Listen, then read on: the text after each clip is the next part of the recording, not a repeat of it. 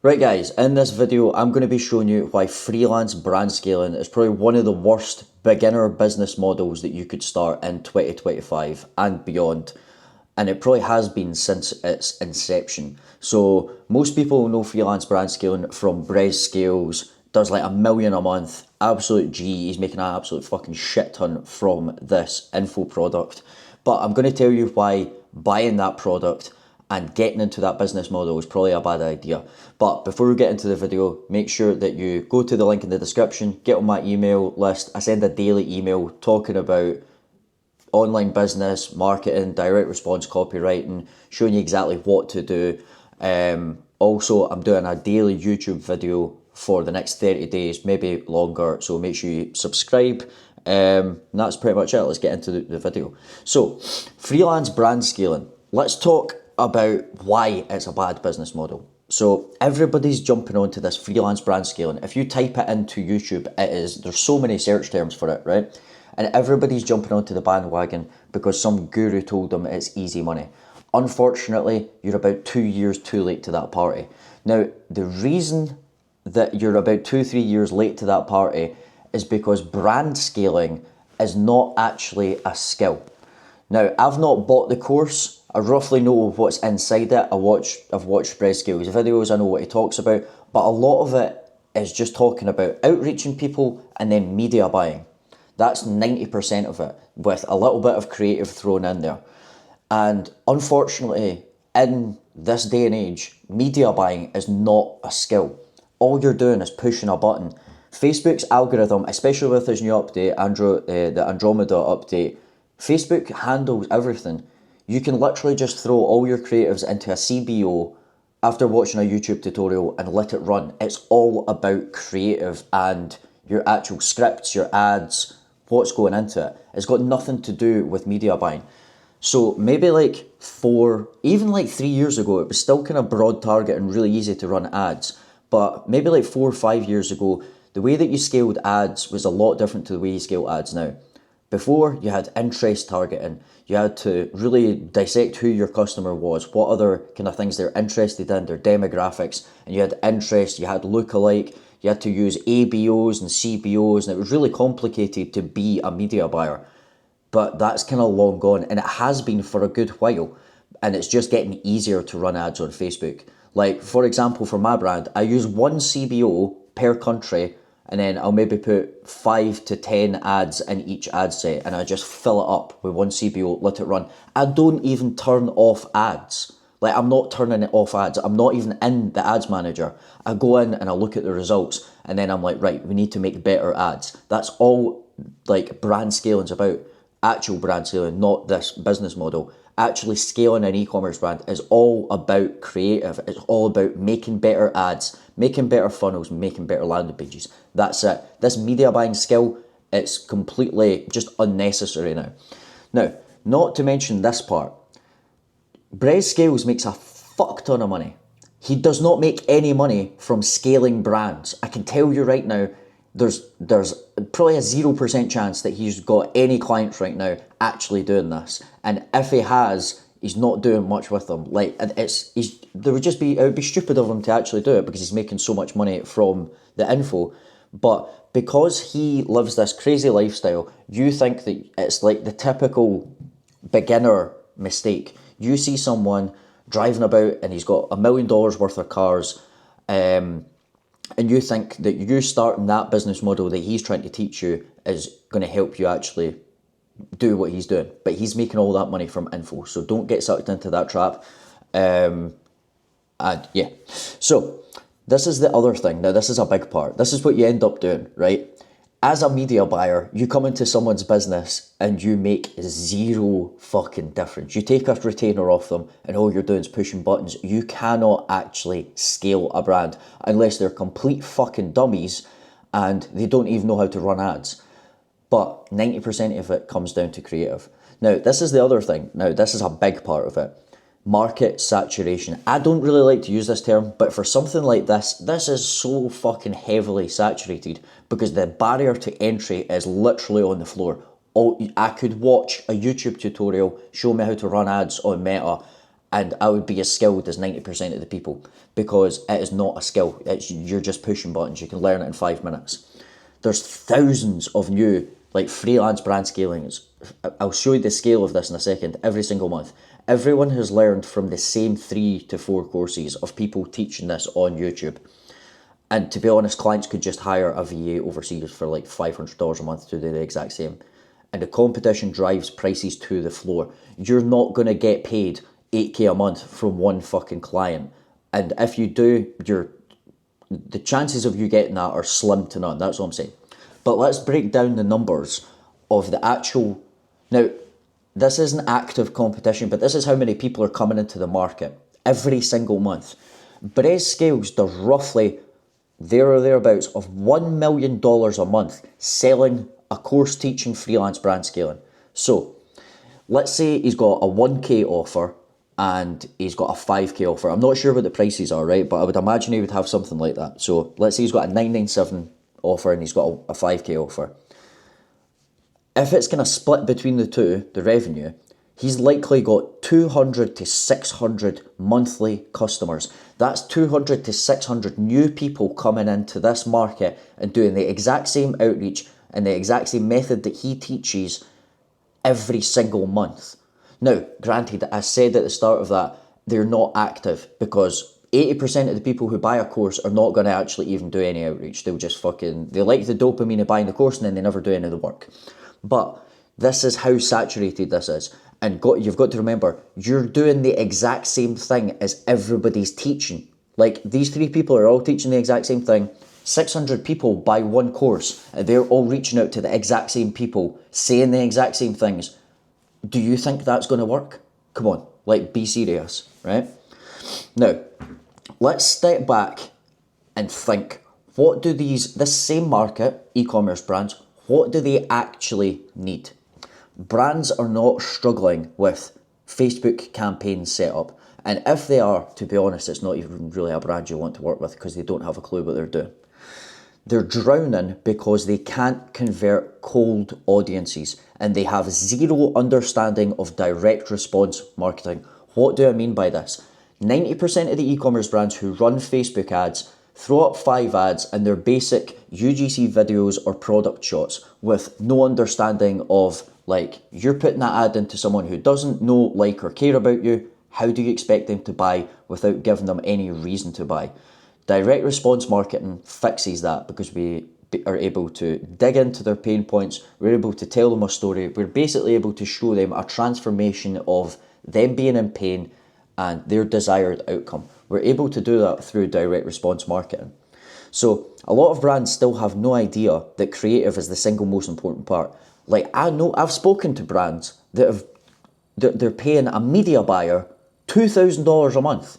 They do not have an influx of creative. They're spending $2,000 a month for someone to sit in Ads Manager and push about buttons while they give them 10 static images a month. And I'm like, how do you expect to scale? But it's just because they don't understand that creative is the most important part. It is the only part now. Here's another thing. There's not actually that, I've said 0 people, obviously there are some people, but there's not that many people who can write cold traffic creative that actually works. And I mean that on the most top of funnel demographics. I'm not talking about sending out your product to a UGC creator saying, do a video with this, putting it in and having your frequency on your ad at like 4. What that means is it's just a retargeting ad and all you're doing is just picking up the scraps. You're not able to actually scale an ad account. And then everybody's just making pretty videos for people who already love the brand. That's exactly what I'm saying there. But nobody can make a stranger give a shit about their product. Nobody knows how to really scale hard on cold traffic. And you cannot scale a brand without creative. So everyone knows that creative is king, but they miss the point. Every brand, some of them are in this point where they don't realise that creative is the most important part. Then the ones that do realise that creative is the most important part, they're like, creative's everything for scaling, and then they go ahead and spend 50k on influencer content, video teams, and make all these aesthetic lifestyle shoots, and their cold traffic still converts like shit. You go and spend fucking $5,000 on influencers and get them to do product shoots and UGC videos, and it doesn't convert. And it's because you don't understand cold traffic. And this is the hidden gap. The reason that you can, this is what I'm telling you to do instead, and this is what I've been banging on about, which is direct response creative, right? And that's being able to understand direct response marketing and bring it to brands who haven't yet quite mastered it. I'm going to show you, before I go through the rest of it, I'm going to show you an example. So if we look at this, Pet Lab Co., these guys fucking print. And all it is just, it's like pet supplements. Like here's this one. It's like for clean teeth and fresh breath, right? And it looks like quite a simple product. They've got a bunch of products, like there we go, probiotics, joints, they've got everything, right? But if we go into this, dental powder for dogs, right? Let's go and look at their ad library. Now, most other brands, let's say some of these guys' competitors, they would just give this to a creator who's got a dog and they would be like, oh, can you make some videos with this, right? They'd give them zero direction and they have zero understanding of how to script an ad with direct response principles. And if we go and look at their ad library, 770 ads running. And for those of you who are complete beginners and you don't know, that is a fucking shit ton of ads. My guess, I don't know how much this brand's doing. My guess is probably they're doing a couple of mil a month. It's got to be at least a couple of mil. I want to say like 3, 4. It could be fucking a lot more. It could be slightly less. But it's at least a couple of mil a month. Now, let's go and open up one of these ads. Because notice the difference between this ad and your basic UGC ad or your basic static ad. First of all, it's 1 minute 15, which some people would consider very long. But I've seen these, I'm pretty sure they've run ads that are like 5-6 minutes long as well. And this is what you would call, like, some people just call this a video ad. I would call this a VSL because it has a structure. So let's look at the hook. I used to think itching was normal until I discovered this. It's likely that your dog is dealing with a hidden gut issue, a gut imbalance. You see, your dog's gut is a finely tuned ecosystem made up of a delicate balance of bacteria. When this balance is disrupted, it can trigger an overactive immune response in your dog.